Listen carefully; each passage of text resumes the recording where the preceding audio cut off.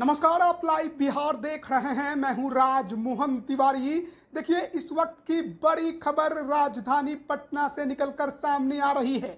जैसा कि आपको पहले से मालूम होगा कि बिहार में डीजीपी पद के रूप में कार्य कर रहे आरएस भट्टी अब केंद्रीय प्रतिनियुक्ति पर चले गए हैं और ऐसे में अब बिहार में डीजीपी कौन बनेगा, इसकी चर्चा लगातार चल रही थी। लेकिन अभी अभी गृह विभाग के तरफ से इसको लेकर अधिसूचना जारी कर दी गई है, जिसमें साफ तौर पर बताया गया है कि 1989 बैच के आईपीएस अधिकारी आलोक राज को, जो कि अभी निगरानी अन्वेषण ब्यूरो के डीजी हैं, अतिरिक्त प्रभार के तौर पर बिहार डीजीपी की कमान उनको सौंप दी गई है। तो बिहार में डीजीपी का पद खाली होने के बाद लगातार कई नामों की चर्चा चल रही थी। कई आईपीएस अधिकारी इस रेस में लगातार बताए जा रहे थे, जिसमें आलोक राज के अलावा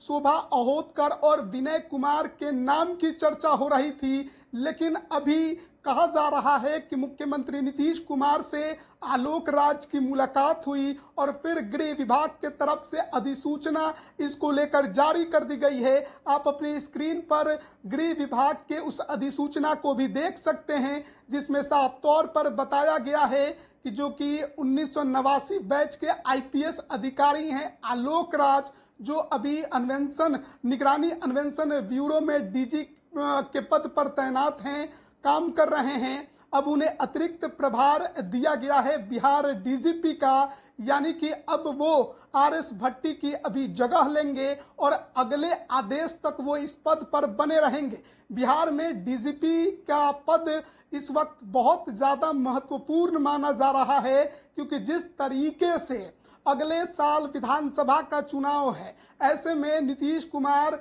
जो भी कदम उठाएंगे उसका असर आगे भी देखने को मिलेगा।